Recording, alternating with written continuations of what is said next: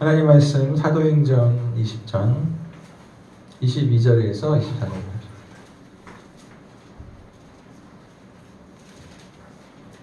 사도행전 20장 22절에서 24절까지. 신약성경 224페이지입니다. 사도행전 20장 22절에서 24절.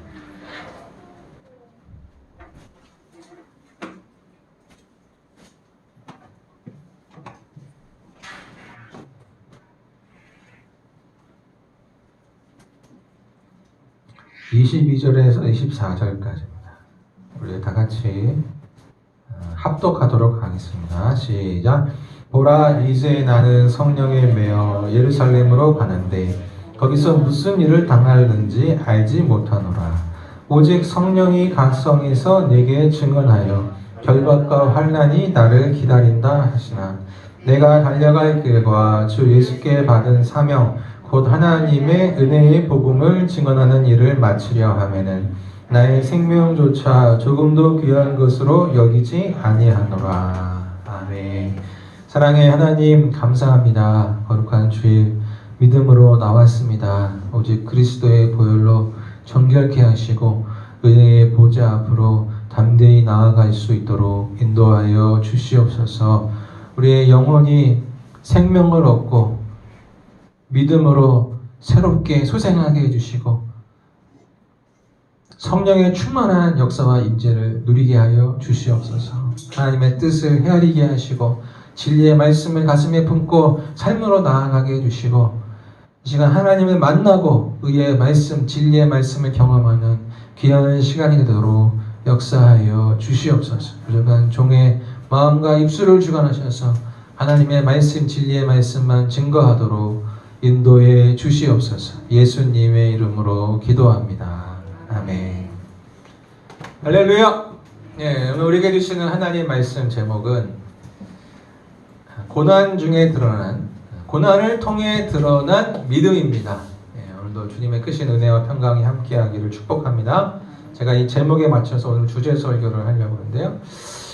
여러분, 우리의 진실한 믿음은 고난을 통해서 드러나요. 이 역경이라는 이러한 환경 속에서, 환난 속에서 그 사람의 진실된 믿음이 증명되는 것입니다. 그래서 사람이든 사물이든 어떤 것이든 그 가치는 이 고난이라는 이러한 환경 속에서 드러나게 돼 있어요. 정말 힘들고 어려운 상황에서 그 사람의 성품과 능력이 드러나는 것입니다. 밑바닥이 드러나는 거예요. 밑바닥이. 지금 우리가 이렇게 다 이렇게 고상하게 앉아있지만, 다 경건하게 하나님을 예배한다고 하지만 우리의 진정한 성품과 믿음은 정확히 알 수 없어요. 그런데 우리가 정말 힘들 때, 어려울 때 그 사람의 댐댐이야 믿음이 드러난다는 사실이에요. 예를 들면 여러분 그 부산행이라는 영화가 있었죠? 예, 천만 관객이잖아요. 좀비 영화, 코리안 좀비 영화.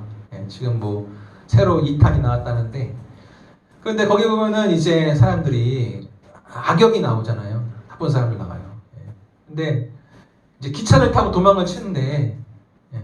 사람들이 다 타지 않았는데 자기가 살려고 막 어떤 국회의원, 정치 국회의원이 기차를 막 떠나라고 막 압박 지르잖아요. 그죠? 예. 또 옆 칸에 사람들이 좀비하고 싸우고 또 피하고 오는데 문을 안 열어줘 막. 예. 영화 보시면. 또 좀비 영화의 특징 보면은 항상 좀비보다 무서운 게 사람이에요, 사람. 예. 자기가 살려고 옆에 있는 사람 밀쳐버리고 좀비한테 줘버리고 좀비들이 막 뜯고 있는 사이에 자기는 도망치는 거예요. 예. 그리고 이제 막 지금 세상에 지금 종말적 상황이니까 막 먹을 것도 없고 그러잖아요. 근데 어떤 사람은 다른 사람 만나면 자기 걸 나눠주고 같이 살려고 하는데, 어떤 사람은 총을 들어서 다음에 다른 사람 걸 뺏어서 자기가 살려는 사람이 있어요. 이 공통적인 특징이에요. 그러니까 이 종말이라는 세기말이라는 이러한 아주 역경이라는 이 환경 속에서 그 사람이 어떤 사람인가를 드러나게 되어 있는 것이에요. 저도 이제 군대 생활하면서 이걸 많이 생각했어요. 저도 나름 성품도 좋고 믿음도 좋고 어렸을 때부터 모태신앙으로 교회에 자라서 이만하면 괜찮은 사람이다 라고 생각했는데 이제 군대에 가보니까 체력의 한계까지 가다르죠. 그리고 뭐 세상 사람들하고 30명이서 웨이터도 하고 뭐 깡패 출신도 있고 별의별 사람이 다 있어요. 30명이 모여 사는 거예요. 35명이. 그럼 거기서 이 관계의 어려움 속에서 내 진면목이 다 드러나는 겁니다. 그래서 제가 거의 뭐 별명이 목사였는데 거의 내 믿음이랑 내 모습이 다 드러나요. 나 참 괜찮은 사람인 줄 알았는데 저도 군대 가니까 욕을 하게 되더라고요. 평상시 때 안 했는데 좀 한 후임병한테 욕을 한 적이 있어요. 나도 어쩔 수 없고 좀 잘 살려고 했는데 이 극한 상황에서 내 사실을 이 진 면목이 다 드러나는 것입니다. 믿음도 마찬가지예요. 평상시 때 여러분이 믿음이 좋은가, 저 사람 하나님 잘 믿는가 잘 알 수 없어요. 그러니까 우리가 겉 형식에 체면적으로 또 점잖으니까 또 교회 오래 다녔으니까 지식이 많을지는 몰라도 믿음은 별개예요. 여러분 아무리 잘나고 내가 많이 배워도 하나님이 기뻐하시는 믿음이 없으면 안 됩니다. 하나님 우리 지식을 기뻐하는 게 아니에요. 내 배경을 기뻐하는 게 아닙니다. 정말 힘들고 어려울 때 하나님은 그 사람을 통해서 영광을 받으시길 원하는데 믿음이 없으면 하나님을 기쁘시게 할 수 없어요. 그래서 사람들 앞에 하나님이 드러낼 수가 없어요. 왜? 귀감이 안 되니까, 부끄러우니까. 여러분 이스라엘 백성을 생각해 보십시오. 이스라엘 백성이 이제 하나님의 전능한 놀라운 능력으로 출애굽을 했어요. 홍해 바다까지 건넜죠. 홍해 바다 건너면서 막 춤을 추면서 악기를 들면서 하나님을 찬양하잖아요. 그 놀라운 영광스러운 능력을 체험하고 하나님을 다 찬양하고 기뻐해요. 그런데 이 이스라엘 백성들이 광야로 딱 들어들면서 돌짝길을 걸어가면서 목이 마르고 힘들고 이러한 광야길을 걸어가면서 이스라엘 백성들이 믿음이 드러나는 거예요. 자, 이스라엘 백성들이 하나님의 그 전능한 능력 안에서 홍해 바다를 건널 때 그들의 믿음이 드러나는 게 아닙니다. 언제 믿음이 드러나요? 인생의 척박한 광야의 길을, 고난의 길을, 훈련의 길을 갈 때 그 믿음이 드러나는 거예요. 그러니까 광야 이 애굽에서 400년 넘게 그냥 종생활을 하면서 애굽의 막 찌든 때와 문화들, 우상들을 다 받아들여가지고 믿음이 약한 거예요. 예전에 과거의 그 아브라함 조상의 하나님, 아브라함이 전해준 하나님, 우리 조상의 하나님을 믿고 기도는 해요. 하나님 이 애굽에서 우리를 구원해 주시고 구원자를 보내주시고 우리를 향한 약속을 이뤄주시고 우리를 구원해 달라고 간절히 기도했죠. 그 부르짖음을 통해 하나님 모세를 부르셔서 모세를 보내신 거 아니에요. 내 백성을 구원해내라. 근데 그 기도할 때 부르짖을 때 찬양할 때 이스라엘 백성이 믿음이 드러나는 게 아니에요. 이스라엘의 진 면목은 언제 드러나는 거예요? 광야에서 드러나는 거예요. 광야에서. 정말 이스라엘 백성들이 어떻게 믿음을 갖고 있고 이들의 믿음의 수준이 광야에서 드러나는 거예요. 광야에서. 기도하고 아름다운 찬양에서 드러나는 게 아닙니다. 그래서 여러분 이스라엘 백성들은 이 광야에서 10번이나 하나님을 불평했어요. 원명하고. 그리고 힘들고 어려울 때 그냥 돌을 들어서 모세를 치려고 그러고 계속 불평하고. 그러니까 이스라엘의 본 모습이 낱낱이 드러나게 되는 거예요. 그래서 하나님은 40년 동안 그들을 광야에서 훈련을 시키는 것입니다. 세상의 때, 막 우상들, 잘못된 거 다 버려버리고 온전히 하나님만 의지하라고 40년 동안 이 훈련을 뺑뺑이를 돌리는 거예요. 여러분 기도 많이 하는 것 같지만 믿음 작은 사람들이 있어요. 찬양 열심히 하는 것 같지만 아름답게 은사가 있어요. 노래도 잘해요. 그런데 믿음이 약한 사람이 있어요. 노래가 좋아서 하는 거예요. 노래가. 사람들 앞에 봉사하는 게 좋아서 하는 거고. 그래서 찬양한다고 하면 성가대 한다 그러면서 술 마시고 담배 피고 그러면서 솔리스트도 하고 악기 찬양대 지휘도 하고 하나님 찬양 그런 찬양을 기뻐하실까? 저는 성가대가 꼭 있어야 된다고 생각합니다. 교회 음악을 발전시켜야 된다고 생각해요. 근데 어떤 목사님은 성가대를 없애라고 하는 거예요. 교회에서 제일 1번으로 없애야 될 그런 조직이 있다면 성가대를 없애라. 예. 왜 그래요? 성가대 안에 고인물이 다 있다는 거예요. 신앙의 고인물들. 예. 오랫동안 신앙생활하고 교회의 터줏대감, 주인 행세하고 사람들 앞에 나타나고 뽐내기 원하면서 봉사하지 않고 성가대를 없애야지 부족한 주일학교 교사들이 채워지고 주차의 봉사도 하고 식당 봉사도 하고 이렇게 예쁘게 옷 입고 사람들 앞에서 노래하는 성가대 없애버려야 되는 거예요. 여러분 기도를 많이 하든 또 봉사와 찬양을 많이 하든 결국은 그 사람의 성품과 삶이 예수님을 닮지 않으면 믿음이라고 할 수 없습니다. 교회를 아무리 오래 다녔다고 해도 내가 헌신을 많이 하고 헌금도 하고 봉사 많이 했지만 새로운 성도들에 대해서 배타적인 마음을 가지고 믿음이 약한 사람들을 비난하고 조롱하고 그리고 하나님 말씀에 순종하기보다 목회자를 통한 하나님 말씀을 주시잖아요. 영의 양식을 매주 준단 말이에요. 근데 그 말씀을 순종하고 받아들이기보다는 그 말씀을 비판하려고 생각하고 순종하지 않는 이게 어떻게 믿음이라고 볼 수 있겠어요? 그 지식이 많은 종교인이죠. 종교인인 거예요, 종교인. 그냥 내 안위와 내 만족을 위해서 교회 생활을 하는 거예요. 그러므로 여러분 우리의 믿음은 열악한 환경에서 드러난다는 것을 알아야 됩니다. 내가 정말 삶이 힘들고 내 몸이 아플 때 내 믿음이 드러나는 거예요. 내가 지금 교회 다닐 상황이 아니다. 제가 말이 아닙니다, 지금. 그때 내 믿음이 드러나는 거예요. 여러분, 교회적으로 어려움이 있을 때, 목회자가 어려움이 있을 때, 이 위기 앞에서 이 환경 안에서 내 믿음이 드러난다는 것을 기억하시길 바랍니다.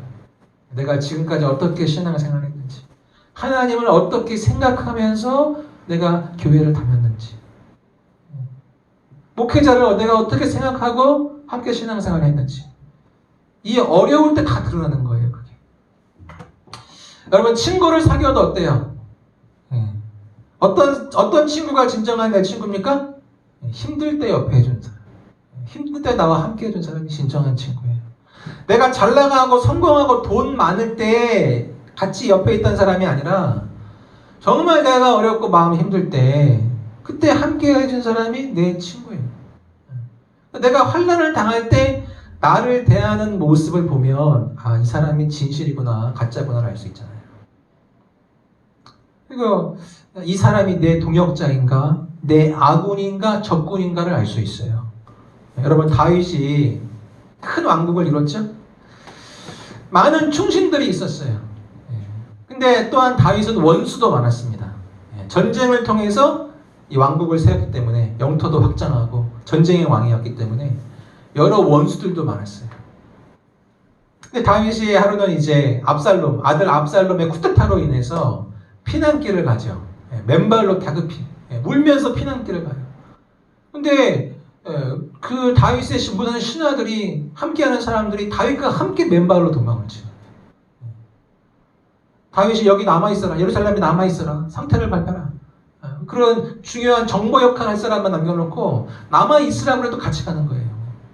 내가 왕을 떠나서 어디 가겠습니까? 왕이랑 같이 가야죠.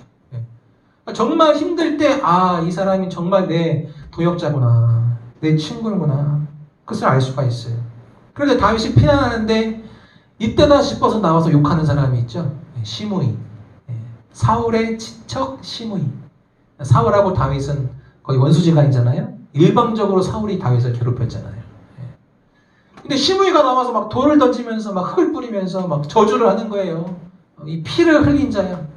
사울의 모든 피를 흘린 이 자야. 너 하나님이 너 그 피값을 받겠다 그러면서 막 욕을 하고 저주를 하고. 이때다 싶어서. 근데 여러분, 다윗은 사울의 피를 흘린 적이 없어요. 다윗 때문에 사울이 가족이 죽임당한 게 아니라 다윗의 그 사울의 죄로 죽임당한 거죠. 워낙 폭정을 했으니까. 사울은 스스로 자살을 했죠, 전쟁 중에. 사울의 가족들은 폭정에 시달린 백성들이 원성을 사가지고 목매달아 죽었어요. 다윗이 죽은 게 아닙니다. 자기가 폭정을 했기 때문에 그 결과를 당한 거예요. 근데 이때다 싶어가지고 그냥 막 다윗이 잘못 안 한 것까지. 사실 다윗이 피난길을 가는 것은 다윗의 잘못입니다. 왜 그래요? 밧세바를 범했으니까. 하나님 심판이잖아요. 그죠? 근데 피난길을 가요. 다윗의 부인, 남편인 우레와 장군을 죽였잖아요. 하나님이 그래서 피난길 당하게 한 거예요. 하지만 하나님은 다윗을 버리지 않으셨어요. 다윗이 지금까지 하나님 앞에 선하고 믿음으로 산 많은 공적도 있어요. 근데 이 어렵고 다윗이 실수했어요. 잘못했어요. 그래서 피난길을 가는 거에 벌을 받았어. 그런데 이때 다윗이 정말 힘들 때, 실수했을 때 그 옆에서 함께 고통을 나누며 함께 피난길을 가고 위로해주는 친구가 있고, 그때 이때다 싶어서 막 욕을 하고 비난을 하고 없던 죄까지 뒤집어 써가지고 막 흠을 보고 막 그런 사람도 있는 것입니다. 어떤 사람이 정말 진정한 도역자겠어요? 그래서 여러분 힘들 때 뭐 다 나한테 좋은 말만 해주는 사람이 친구는 아니에요. 힘들 때 바른 말 해주는 게 친구죠. 좋은 말 해주고 하나님 앞에 바로 서자 우리. 죄진 거 있으면 회개하자. 바른 말 해주는 게 친구죠. 그런데 그 말에는 소망이 담겨 있어요. 소망이, 격려가 담겨 있어야 돼요. 그러니까 이 사람이 하나님 앞에 바로 서기를 원하고 하나님께 쓰임 받기를 원하고 사명을 감당하기를 원해서, 그래서 하는 말이 뭐예요? 격려, 권면이에요. 권면. 그러니까 친구면은 권면을 하는 거예요. 비난하고 조롱하는 게 아니라. 이때다 싶어가지고 그냥 막 원망하고 불평하고 교회에 막 불만적인 거, 평상시에 목사님한테 불만적인 거 막 다 쏟아내고 막 가슴 아프게 하고 상처 주고 그런 게 아니라 정말 목사님이 바로 서고 이 친구가 바로 서고 교회가 하나님 앞에 바로 서기를 바라는 마음에서, 이게 권면이에요. 권면. 여러분 사랑도 마찬가지입니다. 사랑이 언제 드러나는 거예요? 진실한 사랑은 어려운 환경에서 드러나는 거예요. 그래서 여러분 드라마나 영화 보면은 주로 나오는 레퍼토리가 뭐예요? 이 클리셰가 뭐예요? 공통적으로 항상 쓰이는 게 부자가, 나는 부잣집 아들인데 사장님 아들인데 말단사원인 척 하는 거예요. 돈이 없는 척 하는 거예요. 나는 가난한 청년인 것처럼. 왜? 진실한 사랑을 확인하고 싶은 거예요. 정말 이 여자가 돈 때문에 나를 사랑하는 건지 내 옆에 있는 건지 사랑을 확인하고 싶은 거예요. 하나님의 마음도 마찬가지예요. 하나님께서는 우리가 하나님을 향한 사랑을 확인하고 싶어 하세요. 이게 인격적인 사랑입니다. 그렇죠? 여러분 서로 사랑하는 사람, 나 정말 사랑해? 얼만큼 사랑해? 그래요. 물어보잖아요. 하나님만큼 땅만큼. 그러면 저 절벽에 있는 꽃을 따줘. 이것도 해주고 저것도 해줘. 자꾸 사랑을 확인하려고 그러죠? 사랑을 확인하면서 사랑이 풍성해지고 사랑이 견고해지는 거예요. 인격적인 사랑이에요. 서로 주고받고 사랑을 확인하고. 그래서 하나님도 하나님 우리를 향한 믿음과 사랑을 확인하길 원하세요. 그래서 하나님 말씀하신 게 뭐예요? 너는 마음과 뜻과 힘을 다해 주 너의 여호와 하나님을 사랑해라. 너의 전 존재를 다 다해서 하나님을 사랑하라는 거 아니에요. 하나님 생명받쳐 우리를 사랑하니까. 하나님도 그렇게 사랑을 받길 원하시는 거예요. 그래서 하나님께서는 고난을 주는 거예요. 고난. 왜 고난을 줘요? 이러한 고난 속에도 정말 하나님을 내가 사랑하는가, 정말 하나님을 믿고 의지하는가 그걸 확인하고 싶은 거예요. 욥을 보십시오. 하나님의 욥을 막 자랑하고 싶어 하시죠? 욥기 1장 8절 보시면 사탄에게 하나님 말씀하시잖아요. 그죠? 여호와께서 사탄에게 이르시되 내가 내 종 욥을 주의하여 보았느냐. 그와 같이 온전하고 정직하여 하나님을 경외하며 악에서 떠난 자가 세상에 없느니라. 하나님 막 자랑해요. 욥을. 사탄이 하나님이 복을 주셔서 그렇죠. 하나님이 울타리가 되어주셔서 그렇죠. 하나님이 지켜주시니까 그런 거 아니에요. 그래? 그러면 네 마음대로 해봐라. 근데 생명은 건들지 말아라. 하나님 왜 시험을 허락하셨어요? 고난을 허락하셨습니까? 욥의 믿음을 증명하려고. 고난 속에 욥의 참된 믿음이, 정결한 믿음이, 순금과 같은 믿음이 드러나기 때문에. 그래서 하나님은 욥을 자랑하고 싶은 거예요. 욥의 믿음을 증명하고 싶은 거예요. 그래서 고난을 통해서 진정한 믿음이 무엇인가 우리에게, 하나님의 백성들에게 욥의 삶을 통해서 가르쳐 주시고자 하는 것이. 할렐루야. 그래서 여러분 내가 지금 고난 중에 있다. 내가 참 상황이 힘들다. 그것은 하나님의 섭리 속에 있어요. 하나님이 그걸 왜 허락하셨습니까? 그 고난을 믿음으로 이기라고. 고난을 넘어서 하나님이 내세울 만한 믿음의 사람으로, 리더로 세워지라고. 하나님은 내가 이 영적인 고난을, 이 모든 환경을 이겨내고 승리하기를 원하시는 거예요. 못 있게 이겨나가서 믿음의 사람으로 세워지기를 원하시는 것입니다. 할렐루야. 여러분, 예수님의 제자들을 보십시오. 예수님의 12명 제자들이 예수님과 3년을 동고동락했어요. 함께 먹고 자고 마시고 예수님의 모든 능력을 눈으로 보고 체험하고 귀신도 쫓고 예수님이 능력을 주셔서 제자들도 귀신을 쫓았어요. 제자들도 병을 고쳤죠. 그런데 제자들의 참된 믿음은 귀신을 쫓을 때, 은사가 나타날 때 나타난 게 아니에요. 제자들의 믿음은 언제 나타난 거예요? 예수님이 십자가를 질 때 나타나는 거예요. 예수님이 내가 십자가를 질 것이다. 내가 인자가 죽고 사흘 만에 부활할 것이다. 여러 번 예고하셨어요. 근데 그 말을 귀에 듣지를 않아요. 왜? 관심이 없으니까.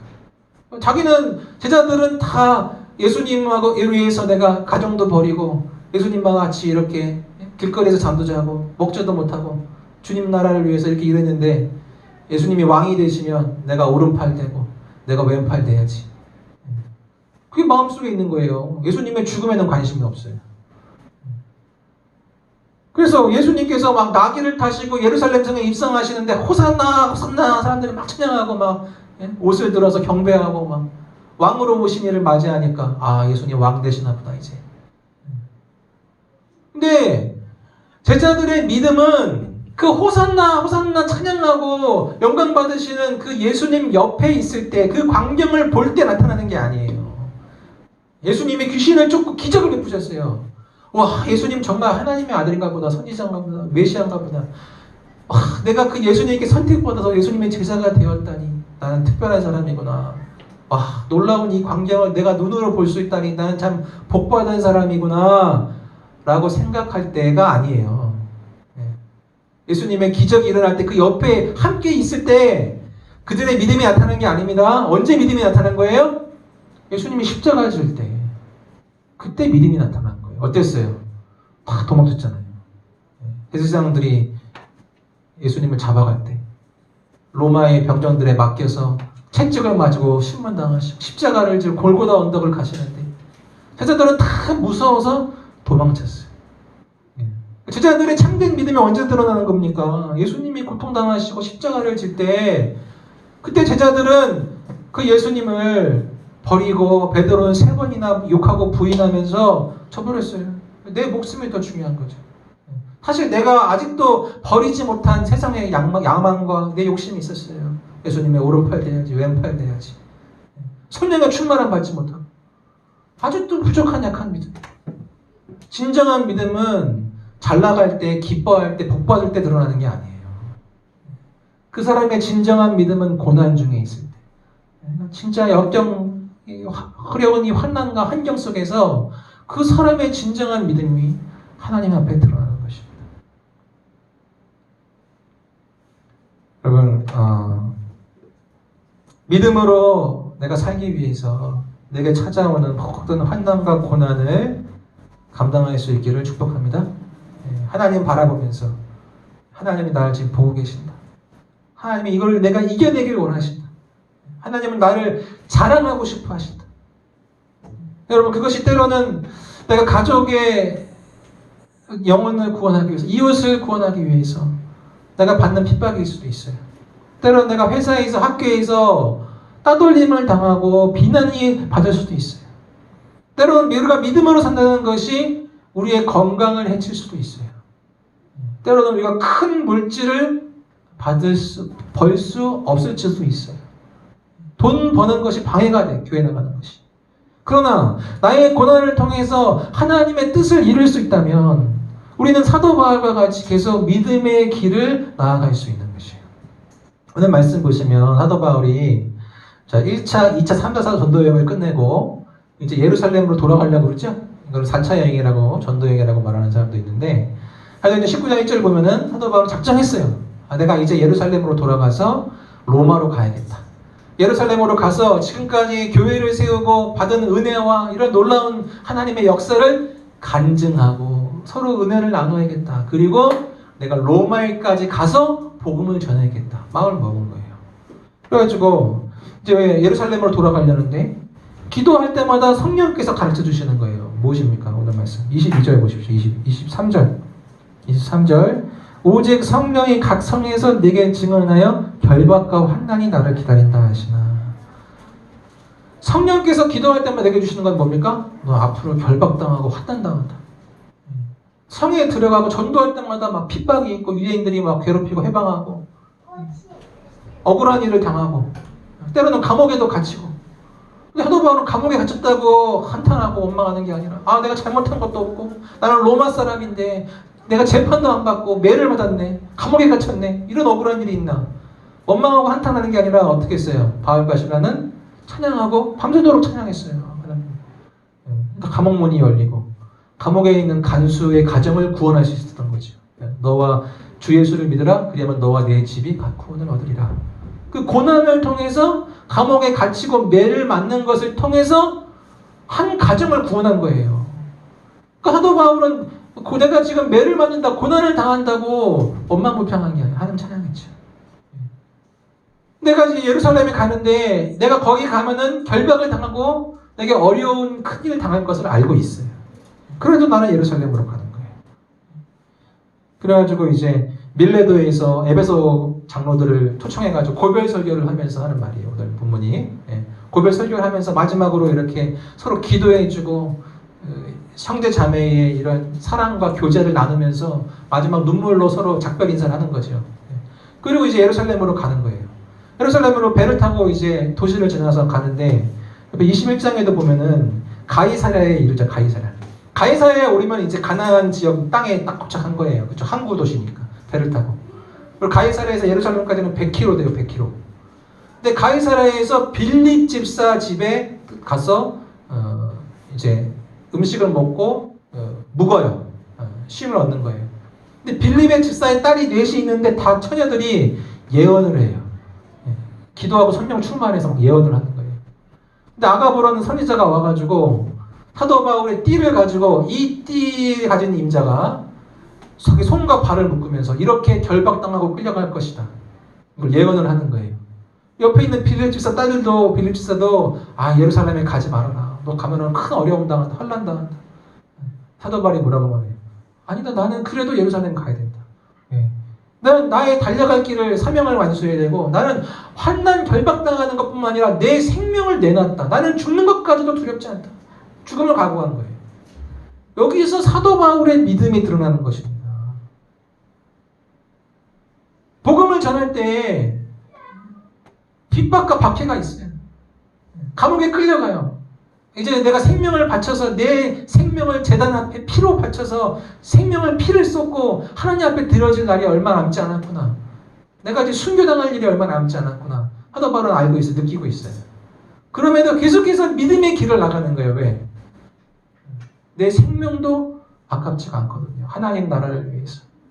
나 같은 죄인을 교회의 원수였던 나를 만나주시고 나를 하나님의 사도로 세워주시고 복음의 사명자를 세우시고 하늘의 놀라운 풍성한 상급과 유업을 예비하신 하나님을 바라보면서 나를 만나주신 그리스도를 바라보면서 이 믿음의 길을 계속해서 나가는 거예요. 우리 같으면은 옆에 선지자가 예언을 하니까 믿음 좋은 사람이 말을 하는데 예루살렘 가지 마세요. 앞으로 어려운 일이 있습니다. 어려움은 피해가야지. 잠시 쉬었다 가야지. 하나님 뜻이 무엇입니까? 그리고 막 기도하고 딴 생각할 수도 있어요. 사도 바울은 내게 분명한 고난과 환난이 예비되어 있지만 이것이 두렵지 않고 난 이것을 이미 각오했다. 그래서 여러분 고린도후서 11장 보시면 사도 바울이 자신의 사도직을 변명하면서 나오는 이제 부목 중에 하나가 뭐냐면 자신이 고난받은 거 쭉 그럴 거예요. 내가 39대 되는 매를 5번 맞았고 3번 태장으로 맺고 여러 번 3번이나 배가 파산해서 일주일 동안 바다에 뛰어다녔어요. 하루 번 강도의 위협과 배고프고 줄이고 목마르고 헐벗고 춥고 이때 나는 이런 것을 자랑하지 않는다. 부득불 내가 자랑한다면 내 약한 것을 자랑한다. 고백하죠. 그러니까 고린도후서에 주장하는 중요한 주제 중에 하나가 자기 사도직 변호거든요. 내가 사도다. 하나 예수님 선택받은 사도다. 근데 사도를 변호함에 있어서 그가 하나 내세운 증거는 뭐예요?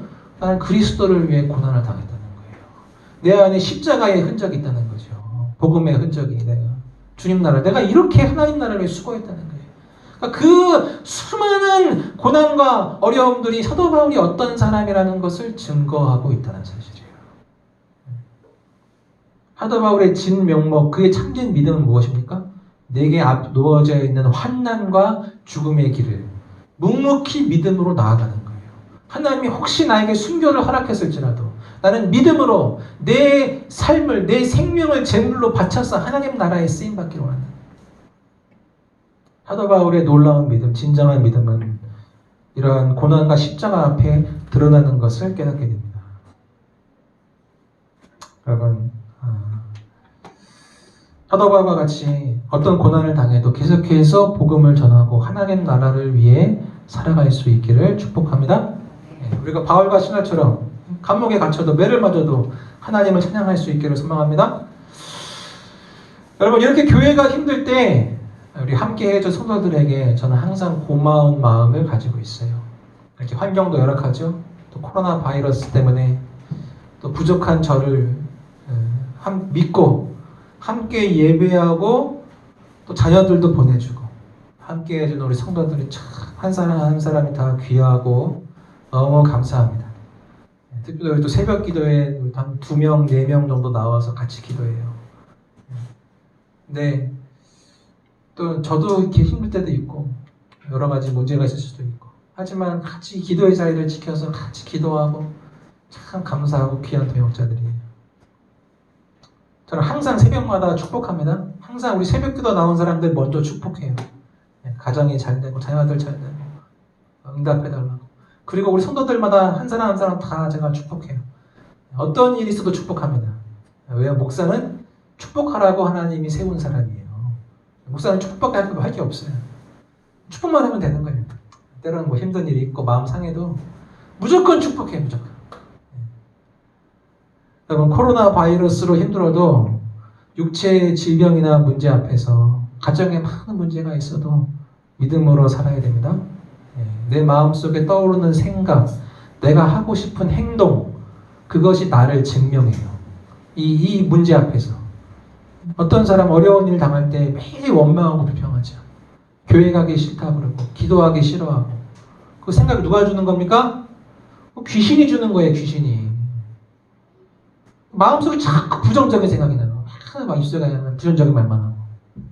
귀신이 주는 거예요. 내가 평상시에 어떻게 하나님을 대했고 어떻게 하나님을 섬겼고 내 믿음이 어땠는가. 어려운 일이 한꺼번에 찾아왔어요. 그때 내 믿음이 나타나는 거예요. 평상시 하나님을 잘 믿고 바랬던 사람은 그 어려운 상황에도 묵묵히 하나님 바라보면서 믿음의 길을 가요. 근데 평상시 맨날 왔다 갔다 하고 흔들리고 제대로 안 사는 사람은 어려운 일이 탁 터졌을 때 귀신의 음성이 막 들려오는 거예요. 안 좋은 생각들이 확 솟아오르고. 그때 어떻게 해야 됩니까? 그걸 떨쳐버리고 믿음으로 살아야죠. 힘들어도 더욱 기도해야 됩니다. 더욱 예배 드리려고 힘써야 되고 하나님을 의지하려고 힘을 써야 돼. 이게 영적 싸움인 거예요. 이게 훈련입니다. 그런데 여러분, 고난은 끝날 때가 있어요. 반드시. 그리고 더욱 성장한 나를 발견하게 됩니다. 언제나 위기는 기회죠. 이 고난이 시대가 끝나면 축복받는 사람들이 있어요.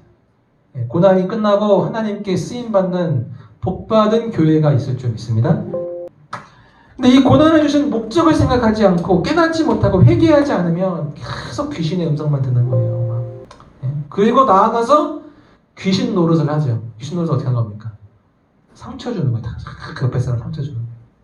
비난하고 자꾸 상처 주고 찌르고. 귀신이 하는 역할 그거예요. 사탄이 하는 역할이 그 역할이거든요. 귀신이 역사하니까 사탄 노릇을 자기가 하는 거예요. 귀신이 원하는 게 그거잖아요. 이간질하고 관계를 깨뜨리고 거짓말하고 공동체를 무너뜨리고. 그럼 어떻게 해야 돼요? 옆에 사람이 울어줘야 돼요. 옆에 있는 사람이 기도하고 울어줘야 돼요. 목사가 같이 울어야 됩니다. 옆에 사람이 울어주지 않으면 돌이킬 수 없어요. 그래서 가정은 한 공동체예요. 믿음의 공동체. 여러분 배우자가 힘들어하고 어려우면 여러분은 믿음의 공동체예요. 여러분이 울어야 됩니다. 여러분. 옆에 사람이 아프고 힘들면 여러분이 울어야 돼요. 하나님 앞에 은혜를 달라고 깨닫게 해달라고 부르짖어야 돼요. 그리고 결단해야 됩니다. 믿음으로 살기를 결단해야 돼요. 내가 하나님을 의지하겠다. 여러분, 코로나 바이러스라는 큰 고난을 만났습니다. 여러분, 이때 우리의 진정한 믿음이 드러나는 거예요. 평상시에 저 사람이 어떻게 하나님을 생각하고 예배했구나. 정말 예배가 소중하고 목숨같이 여겼던 사람들은 이 코로나 바이러스의 위기 앞에서도 성령의 임재와 감동을 사그라뜨리지 않게 하기 위해서, 이 충만함을 언제나 누리고 하나님의 기쁨을 유지하기 위해서 발버둥 쳐요. 여러분, 우리가 최우선으로 둬야 될 게 뭡니까? 예배 드리는 거예요. 예배 드리는 거. 코로나 바이러스인데 여러분 마트는 가잖아요. 그죠? 외식도 하고 놀러도 갑니다. 근데 교회 안 나오면 되겠어요? 내가 몸이 안 좋으면 안 나와도 돼요. 연세가 많으신 분들은 힘드니까 안 나와도 됩니다. 그런데 내가 몸이 건강해요. 건강한데 안 나오면 마음이 없는 거잖아요. 그렇죠? 최우선순위가 하나님이 아니라는 거잖아요. 여러분, 지금 이 모든 것은 하나님이 다스리시고 뜻대로 하나님 뜻대로 나아가고 있어요. 질병과 전쟁과 환난은 하나님이 요한계시록에서 이미 다 기록해놓고 예고해 놓은 거예요. 그러니까 하나님의 타임테이블대로 하나님의 계획대로 다 진행되고 있어요. 하나님의 뜻이 다 이루어지고 있는데 하나님 백성이 여기서 하나님을 의지하고 바라야지. 이 어려운 일이 있다고 이것을 하나님 멀리 살아서 되겠습니까? 이게 다 하나님이 좀 하고 계시는 건데. 하나님은 이 심판의 도구들을 사용하셔서 세상을 깨우고 있어요. 그리고 악인과 의인을 분리하고 있는 겁니다. 지금 알곡과 쭉종이가 지금 분리되고 있는 거예요. 나도 모르는 사이에 지금 알곡과 쭉종이가 계속 나눠지고 있는 거예요. 이게 요한계시록이 보여주는 거예요. 이 모든 건 하나님의 주권 안에 있어요. 하나님이 다 지금 세상을 다스리고 심판하고 계십니다. 이것을 알고 있다면 힘들수록 어려울수록 하나님 찾아야 될 줄 믿습니다. 이 하나님의 역사는 하나님이 하고 계시다. 여러분, 코로나 바이러스가 우리의 믿음을 증명하고 있어요. 한국교회의 믿음을 증명하고 있습니다. 정말 힘들고 어렵지만 하나님 의지하시고 믿음으로 살아갈 수 있는 저와 여러분 되기를 축복합니다. 사도 바울과 같이, 사도 바울의 진정한 믿음은 고난을 통해 증명하고 있어요. 제자들의 참된 믿음은 내가 십자가를 어떻게 대하는가, 내게 주어진 그 십자가를, 고난의 십자가를 믿음으로 감당하고 예수님을 바라보며 따라갈 때마다 주님께 인정받고 칭찬받고 귀하게 쓰임받는 놀라운 은혜가 함께 있을 줄 믿습니다. 고난 속에 믿음으로 승리하시고 하나님께 영광 돌릴 수 있기를 주님의 이름으로 축원합니다. 사랑의 하나님 아버지, 감사합니다. 주님, 오늘 고난을 통해 드러난 믿음에 대해서 말씀 나눴습니다. 우리 삶에 많은 문제가 있고 어려움이 있지만 하나님을 통해서 이 모든 것을 해결하게 해주시고 하나님 품 떠나지 않고 날마다 하나님 찾고 부르짖고 믿음으로 살게 해주시옵소서. 오늘 성령의 감동을 주시옵소서. 하나님의 뜻을 깨달아 알게 하여 주시옵소서. 또한 용기를 가지고 새로운 소망을 가지고 믿음의 길을 가게 하여 주시옵소서. 사도 바울과 같이 죽음과 고난이 핍박이 예비되어 있는 길이랄지라도 이 모든 것을 내가 알고 있지만 이것이 하나님 안에서 내가 감당해야 될 것을 깨닫고 어떤 것도 아깝지 않고 내 생명을 바쳐서 이 복음의 사명을 감당하는 것처럼 고난을 뛰어넘어 하나님 나라를 위해 귀하게 쓰임받고 영광 돌릴 수 있는 참된 자녀들 될 수 있도록 인도하여 주시옵소서. 예수님의 이름으로 기도합니다. 아멘.